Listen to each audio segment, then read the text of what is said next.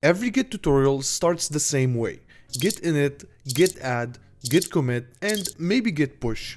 But when I developed my first SaaS, I understood why real production software uses these git commands. So in this video, I'm going to show you how real developers use git, the commands you'll actually use every single day, the branching workflow that real teams run on, and what to do when things go wrong. Let's learn what matters in a git workflow. These are the commands you'll run every single day. Before you do anything, before you add, commit, or push, run git status. It tells you exactly what's changed, what's staged, and what branch you're on. Senior developers run this constantly. It's not a beginner command, it's a habit. Most tutorials tell you git add dot. Add everything. Don't do that in production. The -p flag, which stands for patch, walks you through every change in your working directory and asks you if you want to stage it. This forces you to review your own code before committing. Speaking of commits, bad commit message like this one fix stuff, but good commit message like this one on your screen. Tell me which one is better. Commit messages must be descriptive to help other developers know what did you do on this stage. So from now on, practice writing better commit message. This is a command I used a lot when I was building my own SaaS Stack Vault. Here's a scenario. You're mid-feature. Someone drops an urgent bug to fix. You're not ready to commit yet since you didn't finish your job. Git stash saves everything you haven't committed into a temporary box. Your working directory goes back to clean. Now you can fix the bug, commit, and push the bug. Then when you're done, you can do git stash pop to bring your work back and continue where you left off. You can also name stashes using git stash -m and name your feature. Like this, you name your stash. The default git log is a wall of text. The --1 line gives you one line per commit. It shows you the hash and the message, keeping everything simple and readable, so make sure you practice this. Okay, now let's talk about how real teams actually structure their branches, because this is what nobody explains. Most companies run on something like this.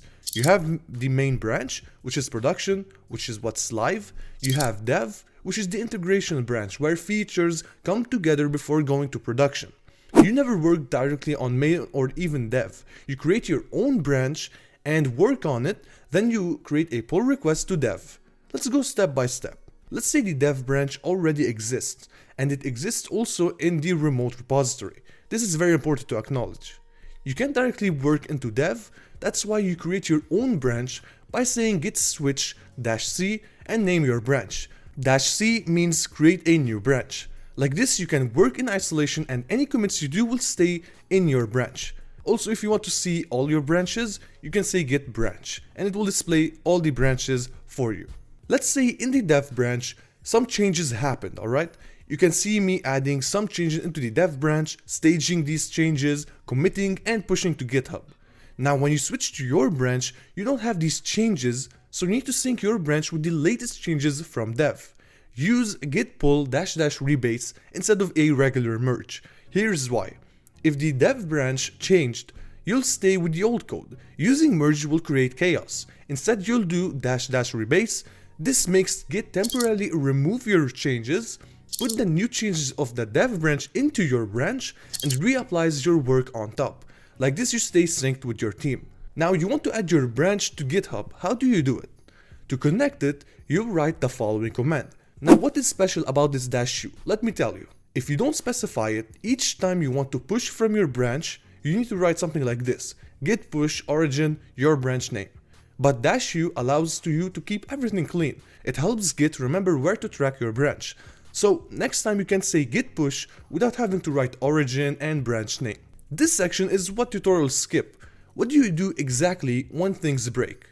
First of all, before you do anything destructive, run git diff to see what actually changed. Or you can run this command, which will compare your current state with the previous commit.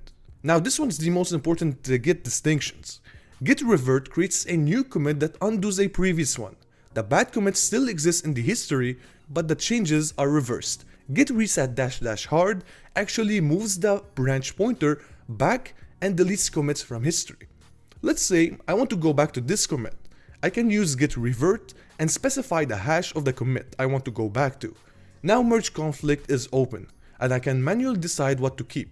You can abort the operation or resolve in merge conflict. where you can accept the merge and then commit the revert. If I view it like git log, you can see that there's a revert commit.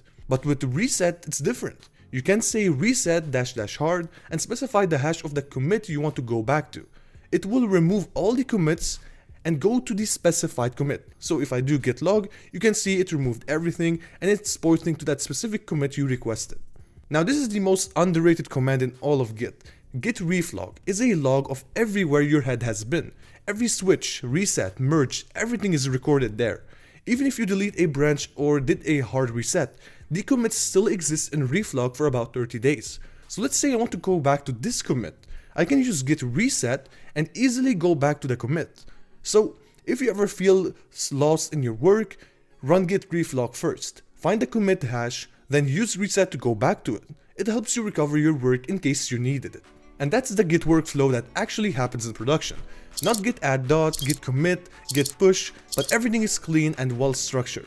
If there's one thing I want you to take from this, is learn git reflog. It saved me more than once. Alright, if you found this helpful, consider liking the video and subscribe to watch more from this channel, and I'll see you in the next one.